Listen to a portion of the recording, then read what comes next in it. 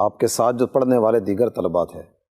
ان کے ساتھ آپ کے روابط، اٹھنا بیٹھنا اور دیگر معاملات کس طرح کے تھے؟ میرا الحمدللہ میں حفظ میں تھا، یا میں ایک جامعہ میں تھا، میں دوسرے میں تھا، میں لاہور میں تھا، میں نے جہاں پر بھی پڑھا ہے میری اپنے تمام کلاس فیلوز کے ساتھ بہت اچھی دوستی تھی، اور اکثر و بیشتر کے ساتھ جیسے کہیں کہ گہری دوستی تھی، بلکہ جو جیسے درس نظامی میں تھا کہ کوئی درجہ آپ سے اوپر ہے، کوئی آپ سے نیچے ہے، میرے اوپر درجے والے بھی میرے دوست تھے، میرے نیچے درجے والے بھی میرے دوست تھے۔ نیچے والے یوں دوست تھے کہ ان کو بھی میں پڑھا دیا کرتا تھا، تو جب آپ کسی درجے والے کو پڑھا دیں گے تو خود ہی آپ کے دوست بن جائیں گے۔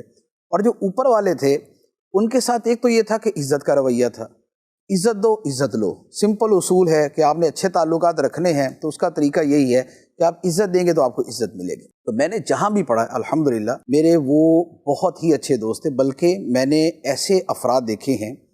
کہ بعض اوقات یہ ہوتا ہے نا کہ ایک بندہ آپ سے پہلے، آپ نہیں تھے کسی جگہ تو وہ پہلی پوزیشن لیتا تھا، اب آپ چلے گئے تو آپ پہلی پوزیشن پہ آ گئے، وہ دوسری پہ چلا گیا، وہ آپ سے جیلیسی فیل کرے گا۔ لیکن اللہ تعالیٰ کا ایسا کرم تھا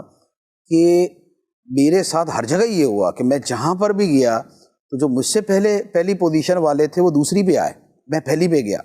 لیکن وہ دوسری والے ہمیشہ مجھ سے محبت کرتے تھے۔ میں لاہور میں تھا تو وہاں پر جیسے یہ حلقے لگتے تھے ظہر کے بعد،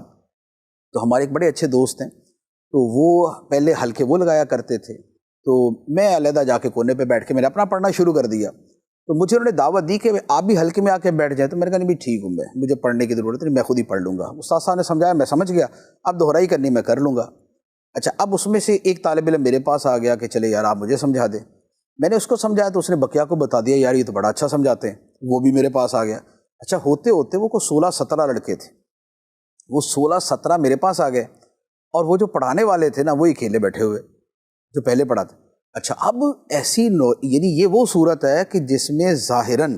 ہرٹ ہونا اور دل آزاری یا دل میں بات رکھ لینا ایک بڑی عام سی بات ہے، ان کی طرف تھا وہ سارا آپ کی طرف، لیکن